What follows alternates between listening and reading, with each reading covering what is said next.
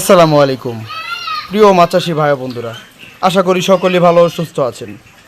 তো মূলত এখন যে মাছগুলো দেখাচ্ছি এগুলো হলো চিতল মাছ। তো চিতল মাছ কেমন সাইজের দেখতে পাচ্ছেন, এই দেখেন, অর্থাৎ 7 থেকে 8 ইঞ্চি সাইজের চিতল মাছ। তো মূলত আমাদেরকে অনেক চাষি প্রশ্ন করে যে চিতল মাছ ছাড়ার পরে পুকুরে দেখা যাচ্ছে আমরা পরিমাণ সময়ে আমরা পাচ্ছি না।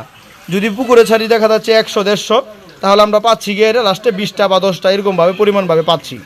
তো এটার মূলত কারণ কি, বা মূলত চাষের কারণ কি, বা পুকুরে কিভাবে চাষ করতে হবে। চিতল মাছ চাষের ক্ষেত্রে আমাদের সর্বপ্রথম যারা লক্ষ্য রাখতে হবে পুকুরে খাদ্য ব্যবস্থা। পুকুরে খাদ্য ব্যবস্থা যদি থাকে তাহলে চিতল মাছ যেগুলো ছাড়বেন তো সেই পরিমাণ মতো আপনারা চিতল মাছ পুকুর থেকে নিতে পারবেন। আর চিতল মাছ ছাড়ার ক্ষেত্রে আপনাদের আরেকটা জিনিস লক্ষ্য রাখতে হবে, খাদ্য ব্যবস্থা আগে করে নিতে হবে। কেননা চিতল মাছ ছেড়ে অনেক চাষিরা দেখা যাচ্ছে অন্য কাপ জাতীয় মাছ অথবা তেলাপিয়া মাছের, বড় বড় তেলাপিয়া মাছের ক্ষেত্রে তারা ওইখানে রেণু ছাড়ে ওই খাবার খেয়ে তারা চিতল মাছ মনে করে বেঁচে থাকতে পারে।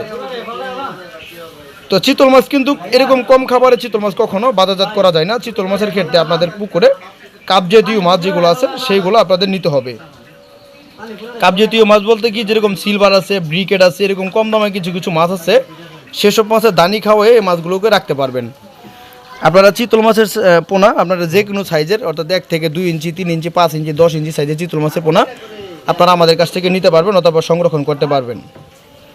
চিতল মাছের পোনা যে পুকুরে চাষ করবেন, পুকুরের পানির গভীরতা 3.5 থেকে 8 ফিট, 12 ফিট, 14 ফিট, 15 ফিট পানি হলেও চিতল মাছ চাষ করতে পারবেন। তো চিতল মাছের পোনা প্রতি শতাংশে এককভাবে চাষের ক্ষেত্রে আপনারা চাষ করতে হবে 20টা বা 30টা, 40টা, 50টা করে চিতল মাছ চাষ করতে পারেন।